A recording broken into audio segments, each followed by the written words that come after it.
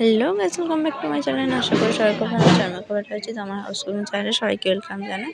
তো দেখো, আজকে গরম গরম রুই মাছের ঝোল বানিয়েছি ধনে পাতা ক্যাপসিকাম সব কিছু দিয়ে। কি দুর্দান্ত লাগছে, দেখতেও যেমন লাগছে খেতেও সেরকম টেস্টি। এরকম স্বাদে যদি মাছের ঝোল রান্না করতে চান তো রেসিপিটা পুরোটাই দেখবেন, স্কিপ না করে। আশা করছি ভালো লাগবে। তো চলুন শুরু করা যাক।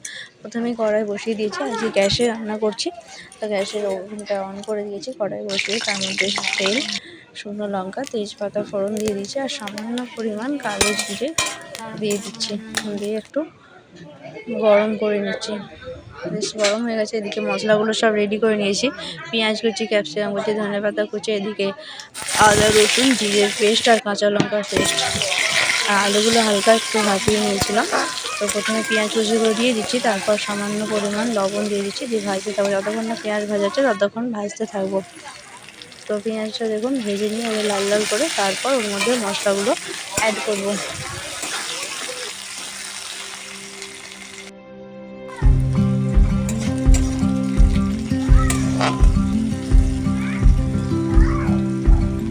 এরপর এর মধ্যে মশলা অ্যাড করে দিচ্ছি।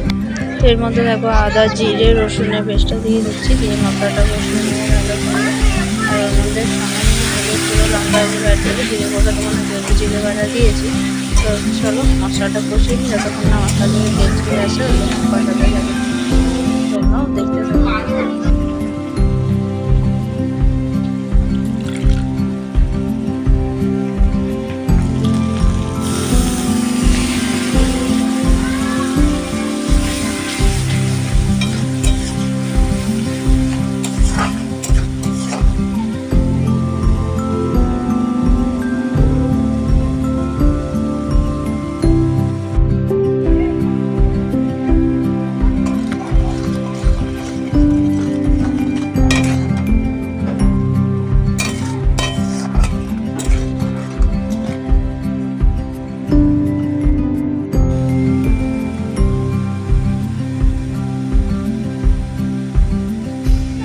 মশলা থেকে সুন্দরভাবে তেল ছেড়ে এসেছে।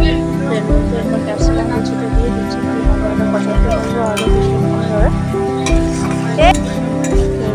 কষানো হয়ে এসেছে, এরপর আর কিছু দিচ্ছি না। এরপর কিছুক্ষণ ওর মধ্যে জল দিয়ে দেবো ঝোল বানানোর জন্য।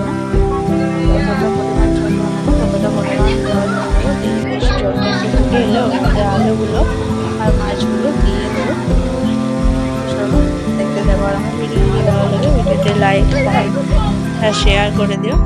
আর যারা আমার চ্যানেল নতুন রয়েছে তারা আমার চ্যানেলটি সাবস্ক্রাইব করে পাশে থাকা বেল আইকনটি ক্লিক করে যাতে সবার প্রথমে ভিডিওটা পৌঁছে যায়। এখন মশলাটা খুব সুন্দরভাবে কষিয়ে নিয়েছি, দারুণ সুন্দরভাবে চলে এসছে। এবার জল দিয়ে দিচ্ছি,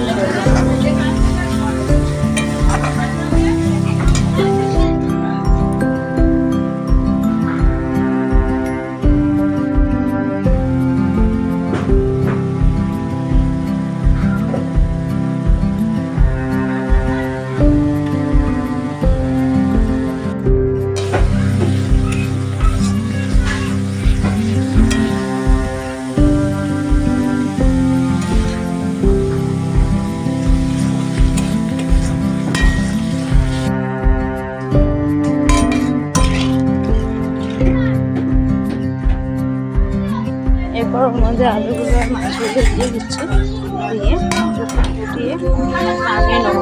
নামানোর সঙ্গে কিছুটা পরিমাণ ধনে পাতা কুচি দিয়ে ঝোলটা বেশ ভালোভাবে ফুটে, তারপর গরম গরম ভাতের সাথে তো কেমন লাগলো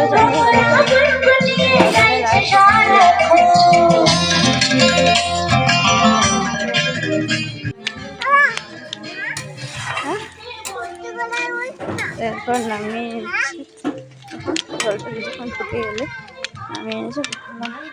দুর্দান্ত এরকম মাছের ঝোল রেসিপিটা পুরোটা দেখে ঝটপট বানিয়ে কমেন্টে জানাবেন যে কেমন লাগলো।